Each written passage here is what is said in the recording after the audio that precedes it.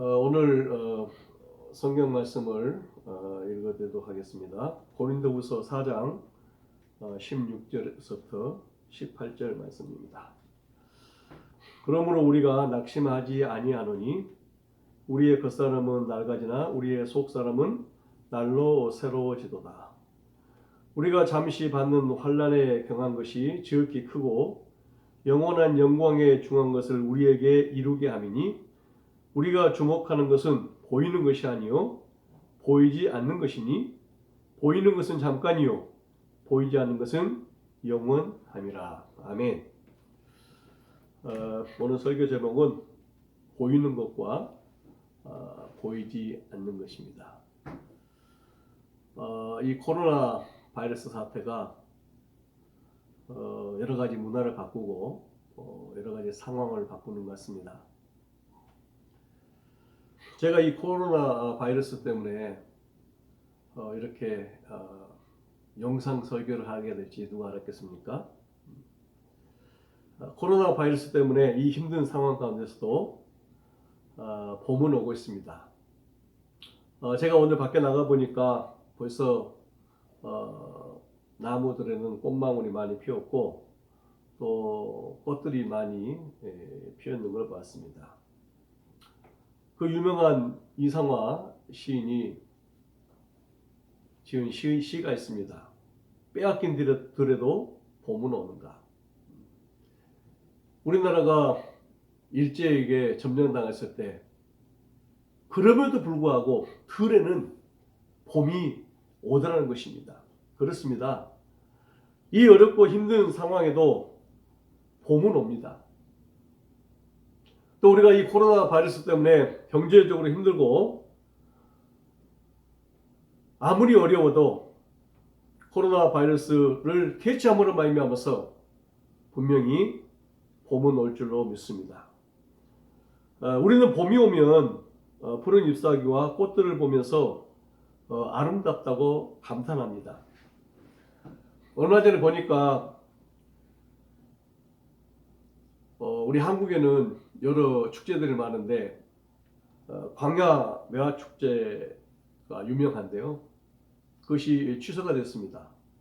그러나 그럼에도 불구하고 많은 상춘객들이 찾아와서 아름다운 꽃을 배경으로 함께 가족들이 사진을 찍고 또 연인들이 나와서 사진을 찍는 것을 보았습니다.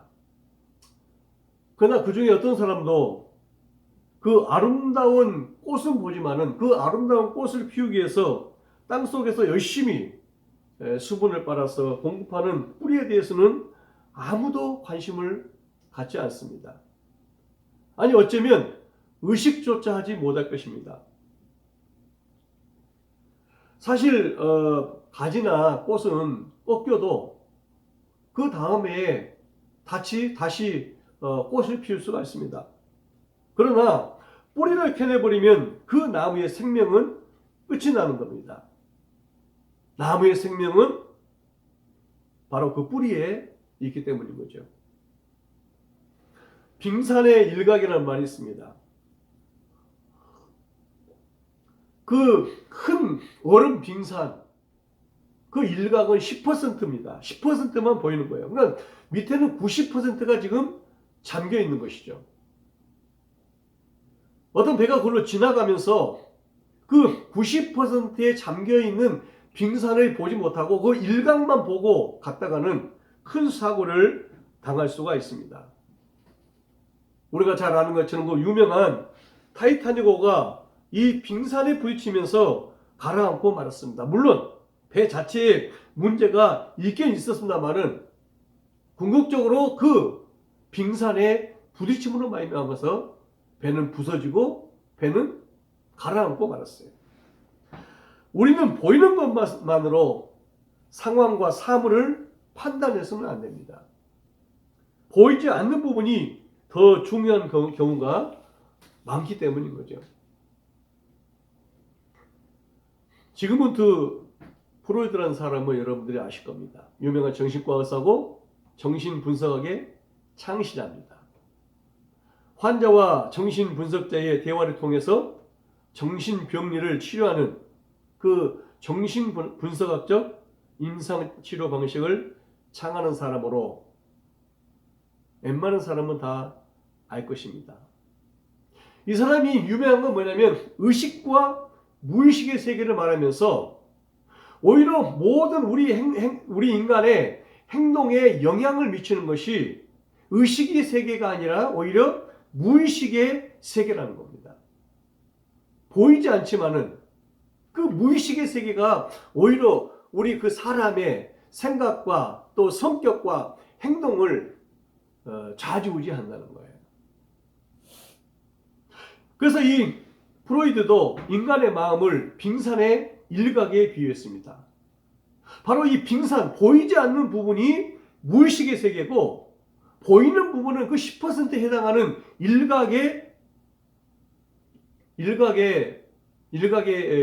일각밖에 안 된다는 겁니다. 그러니까 그 사람의 진짜 마음을 보려면 무의식의 세계, 즉 물속에 잠긴 부분을 잘 알아야만이, 잘 봐야만이 그 사람에 대해서 제대로 평가하고 그 사람을 치료할 수 있다는 거죠. 우울하고 무기력 보이고 의기소침해 보이는 사람 속에는 사실 엄청난 분노가 숨겨져 있다는 사실을 알아야 됩니다. 그래서 이것이 바로 하루아침에 갑자기 폭발하면 바로 사회적인 문제가 되는 거죠. 2007년도에 있었던 버지니아 공대의 총기 난사 사건, 그 조승희 사건이 그것을 반증하는 사건입니다. 그 조승희라고 하는 학생은 그 당시에 대학교 4학년이었는데 피해 망상증에 걸려 있었고 또 컴퓨터 게임에 중독되어 있었다고 합니다. 항상 자기가 다른 사람에게 피해를 받는다고 하는 그런 의식을 가지면서 늘 우울하게 그렇게 보냈다는 거예요. 근데 그 사람이 갑자기 그런 총기 난사 사건을 일으킬 것이라고 하는 사실을 아무도 몰랐다는 거예요. 그 사건으로 말미암아서 33명이 죽었고 29명이 큰 부상을 입었습니다. 그 조승희라고 하는 학생의 그 마음속 그 밑에 있는 그 분노를 먼저 알아서 치료했다고 하면은 이 사건을 막을 수도 있었는지 모릅니다. 화를 잘 내는 사람은 그 속에는 두려움이 있고 자존감이 약하다는 사실을 우리가 캐치해야 되는 거예요. 그 마음 속에 있는 그 밑에 있는 보이지 않는 부분을 우리는 알아야 된다는 것이죠. 절망해 보이는 그 사람의 마음속 그 깊은 마음속 속에는 성공하고자 하는 그 열망이 있다는 사실을 우리가 알아야 된다는 거예요. 그 속의 것을 볼 줄 알아야 치료가 가능하다는 것입니다. 겉으로 보이는 것이 다가 아니라는 것이죠. 오늘 본문 16절 말씀을 보니까 그러므로 우리가 낙심하지 말아야 되는데 그 이유를 이렇게 말씀하고 있습니다. 겉사람은 낡아지지만 속사람은 날로 새로워지기 때문이다 이렇게 말씀하고 있습니다. 겉사람은 보이는 부분입니다. 겉사람은 웨이스트 아웃, 낡아집니다. 자꾸 늙어집니다. 그러나 우리의 속사람, 우리의 영혼은 날마다 새로워지고 날마다 회복되어지기 때문에 우리는 낙심할 필요가 없다는 것입니다. 이것이 바로 우리 그리스도인 것이죠. 또 오늘 17절 말씀 보니까 이렇게 말씀하고 있습니다. 우리가 잠시 받는 환난은 우리가 받을 지극히 크고 영원한 영광과는 비교할 수가 없다. 우리가 지금 잠시 받는 이 어려움, 이 환난은 보이는 것입니다. 그러나 지금 보이지 않지만 지극히 크고 영원한 영광과는 비교가 되지 않는다고 오늘 17절에서 우리들에게 말씀하고 있습니다. 제가 오늘 강조하고 싶은 말씀은 18절 말씀입니다. 우리가 주목해야 될 것은 보이는 것이 아니라 보이지 않는 것에 주목해야 된다. 보이는 것은 잠깐이요, 보이지 않는 것은 영원하다. 보이는 것은 잠깐이요, 템퍼러리. 보이지 않는 것은 이터널, 영원하다는 거예요. 우리는 항상 무슨 현상을 바라보거나 판단할 때 보이는 부분만 보고 판단해서는 바로 오류를 범할 수가 있다는 거예요. 프랑스 철학자 메를로 퐁테라고 하는 사람은 이런 말을 했습니다. 세계는 보이는 것과 보이지 않는 것의 직조물이다. 우리가 이 세상의 모든 상황을 잘 판단하기 위해서는 보이는 세계와 보이지 않는 세계, 이 양쪽을 다 봐야 된다는 거예요. 이걸 대표하는 것이 바로 신학과 과학입니다. 신학과 과학은 따로 있는 학문 같지만 사실은 신학을 열심히 하면은 과학을 알게 되고요. 과학을 열심히 알게 되면 신학을 알게 됩니다.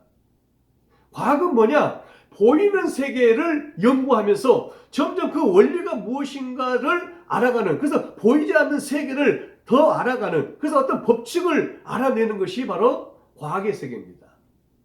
신학의 세계는 보이지 않지만 그야말로 신학, 신적인 학문, 하나님을 연구하고 보이지 않는 하나님을 알므로 말미암아서 그분이 만들어 놓은 세계를 보이지 않는 하나님을 연구함으로 말미암아서 보이는 세계를 관찰하고 연구하고 해석해 나가는 것이 뭐냐면 바로 신학인 거예요. 그래서 과학과 신학이 같이 오면 그 중간에서 만나게 돼 있어요.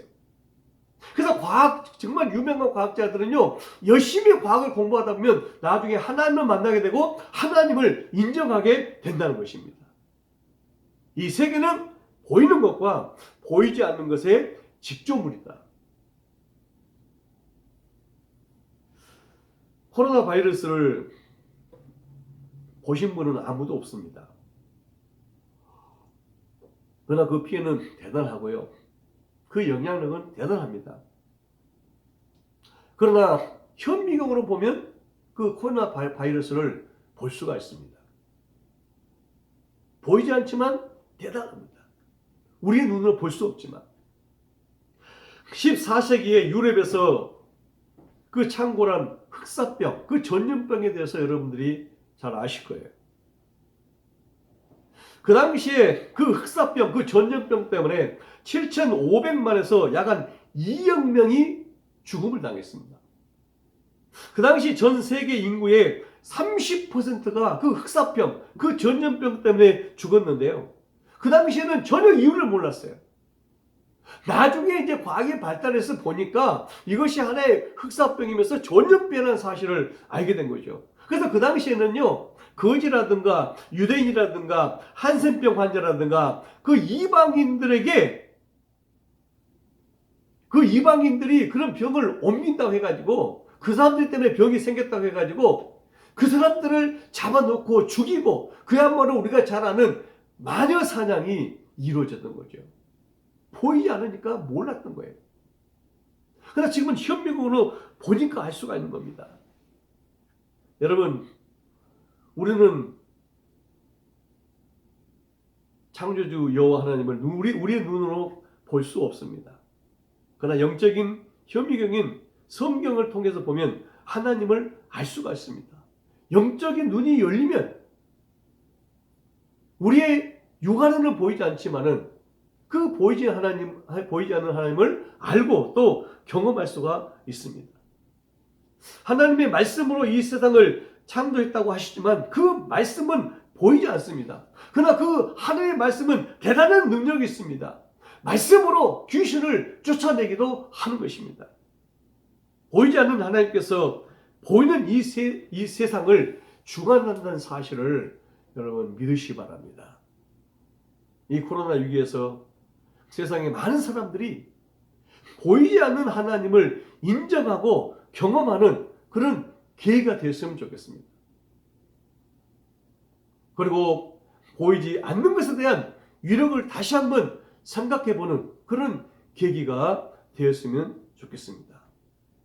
육신의 몸이 있는 것처럼 지금은 보이지 않지만은 부활의 몸이 있다는 사실을 우리가 알고 또 더 많은 사람들이 이것을 인정했으면 좋겠습니다. 히브리서 11장 3절 말씀 보니까 믿음으로 모든 세계가 하나님의 말씀으로 지어진 줄을 우리가 아나니 보이는 것은 보이지 않는 것에 의해서 만들어졌다라고 말씀하고 있습니다. 우리가 이 보이는 모든 현상들, 이 우주 만물, 이 세계를 보이지 않는 하나님, 보이지 않는 하나님의 말씀에 의해서 창조되었다는 것이죠. 이 세상의 상황과 현실만 보지 말고 더 본질적이고 더 중요한 하나님께 우리의 눈을 픽스할 수 있는 그런 여러분 되시기 바랍니다. 그 보이지 않는 하나님께 우리의 눈을 고정시킨다. 픽스 온. 거기에 초점을 맞추면서 살아간다는 것이죠. 시편 91편 말씀을 보니까 그 하나님께서 보이지 않지만 우리의 피난처가 되시고 우리의 요새가 되시고 새 사냥의 올무에서와 심한 전염병에서 건져 주실 것이라고 말씀하고 있습니다. 우리의 눈으로 보이지 않지만 이 모든 것을 주관하시는 여호와 하나님께 여러분의 믿음을 고정하는 성도들 되시기를 주님의 이름으로 축원합니다. 기도하겠습니다. 하나님 아버지 감사합니다. 보이지 않는 이 작은 코로나 바이러스 때문에 온 세계가 몸살을 앓고 있고 많은 사람들이 생명을 잃어가고 있습니다.